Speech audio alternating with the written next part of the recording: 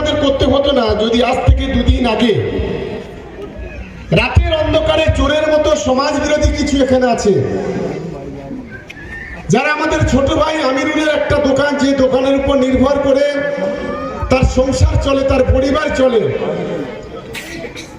সে রাত্রিবেলা যখন দোকানে শুয়েছিল তাকে পুড়িয়ে মারার জন্য পেট্রোল ঢেলে দিয়ে চতুর্দিক থেকে আগুন ধরিয়ে দেওয়া হয়েছিল। অল্পের জন্য সে বেঁচে গেছে। এই যে কাপুরুষিত কাজ, এই যে বর্বরচিত কাজ, এটা বোধহয় একমাত্র তৃণমূল কংগ্রেসের দ্বারা সম্ভব। এটা অন্য কোনো রাজনৈতিক একমাত্র আইএসএফ এর দ্বারা সম্ভব, তাছাড়া অন্য কোনো দলের সম্ভব নয় বলে আমি অন্তত মনে করি। এটা কোন ধরনের কালচার, কোন ধরনের সংস্কৃতি? আমি এখানে আইএসএফ এর যারা আছেন আমি তাদেরকে বলি, এখানে 3টে বুথ আছে। কই আমাদের তৃণমূল কংগ্রেসের কর্মীরা তো আপনাদের একটা দোকান তো দূরের কথা, ঘর তো দূরের কথা, একটা রান্নাঘরে তো আগুন জ্বালায়নি। আমাদের তৃণমূল কংগ্রেসের কর্মীরা আপনাদের তো কোথাও একটা কারোর গায়ে হাত দেয়নি, কারোর জোর করে তো জমি দখল করেনি। তাহলে কি এমন হয়েছিল যে আমিরুলের দোকানটাকে পুড়িয়ে দিতে হবে? হ্যাঁ, আমিরুলের অপরাধ এইটা, আমিরুল তৃণমূল কংগ্রেসটা করে, আমিরুল অন্যায়ের বিরুদ্ধে প্রতিবাদ করে, এটাই ছিল তার অপরাধ। সেই কারণে রাতের অন্ধকারে চোরের মতো আপনার আগুন জ্বালিয়ে দিয়ে আজ একটা বড় ক্ষতি একটা গরিব মানুষের করে দিলেন।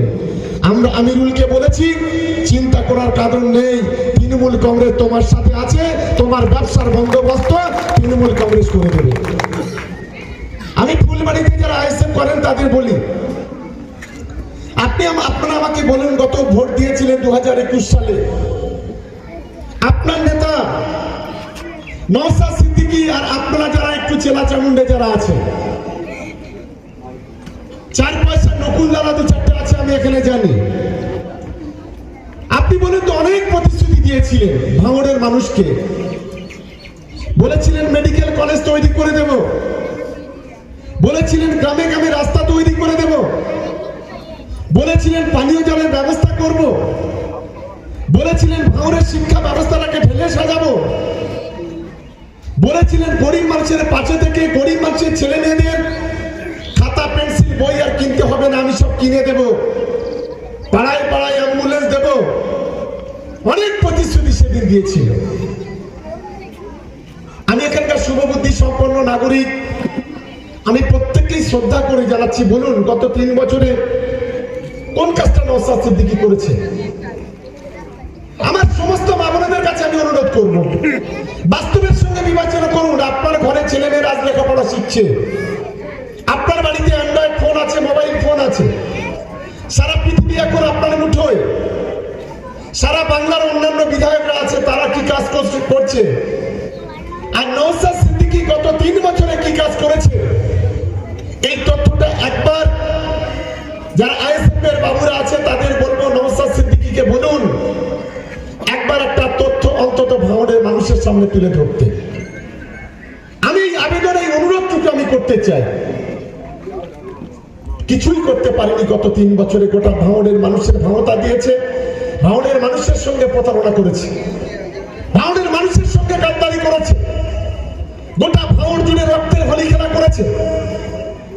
তাই এখানে যারা সমাজ বিরোধী আছে, যারা আমিরুলের ঘরটা পুড়িয়ে দিয়েছে, তারা জেনে রাখো আগামী দিনে তোমাদের স্থান হবে এই ফুলবাড়িতে নয়, আগামী দিনে তোমাদের স্থান বারুইপুর জেলে তোমাদের থাকতে হবে। এটা তোমরা মাথায় রেখে দিও, কোনো বাপ তোমাকে বাঁচাতে পারবে না। এটা খুব পরিষ্কার ভাবে আজকের ফুলবাড়ি দাঁড়িয়ে এখানে বলে যাচ্ছে।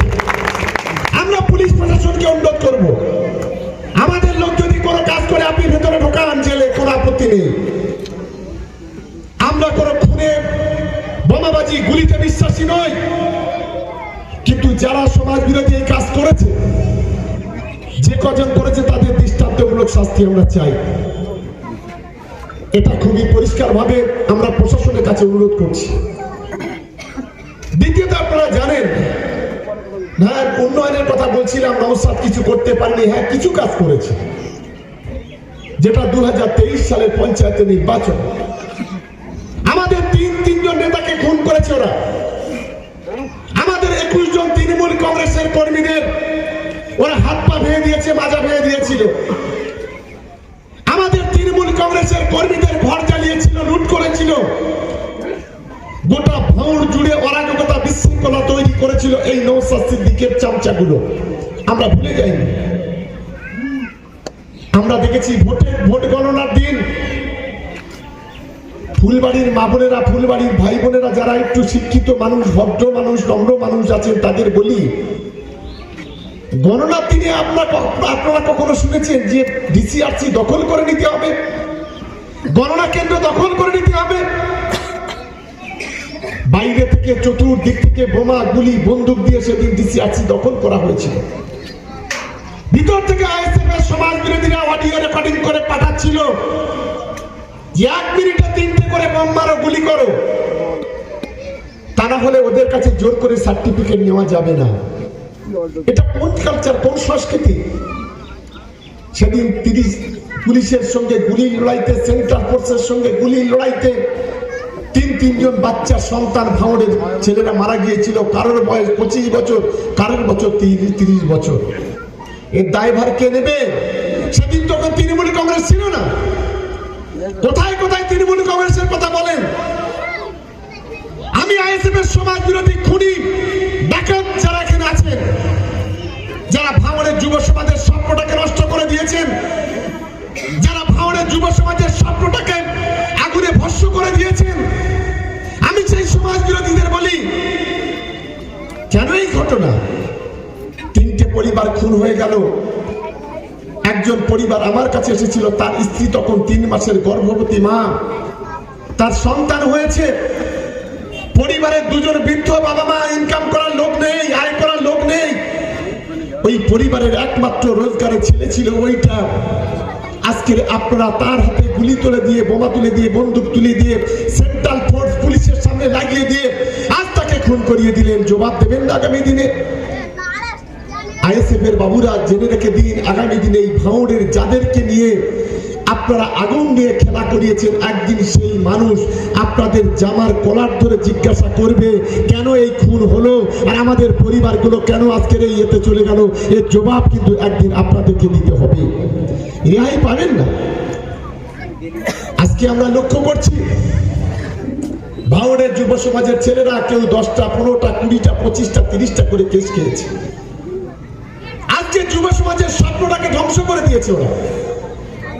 নওশাদ বাবুকে বলি, আপনি তো 1 বছর পরে চলে যাবেন, আপনার তবলি তালবা গুড়োবার সময় হয়ে গেছে, আটকাবার ক্ষমতা নেই। কি ঠিক বলছি তো নাকি?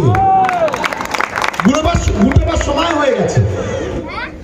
এই ভোটে আপনার প্রথম তলবি তালবা গুড়িয়ে নিয়ে এই ভোটেই আপনাকে হয়তো বিদায় হতে হবে। 1 বছর, সামনে 1.5 বছর টাইম থাকবে। কিন্তু আপনি যে এখানে আমার ভাঙড়ের যুব সমাজের ছেলেদের এই যে কেসের মধ্যে ঠেলে দিয়ে গেলেন, আগামী 20 বছর ধরে তাদের কেস টানতে হবে। জমি জায়গা, গাড়ি বাড়ি বিক্রি করে, ছাগল বকরি বিক্রি করে, তাদের সন্তানের মুখে রুটি রুজি কেড়ে নিয়ে উকিলকে দিতে হবে পয়সা, মৌরিকে দিতে হবে পয়সা, হোটেলে দিতে হবে পয়সা, গাড়ি ভাড়া দিতে হবে পয়সা। আপনি তো এদের দিকে তাকাবেন না কেন? এই সর্বনাশা আগুন, এই সর্বনাশা খেলা আপনি কেন খেলছেন? এই প্রশ্নটা আমি করতে চাই।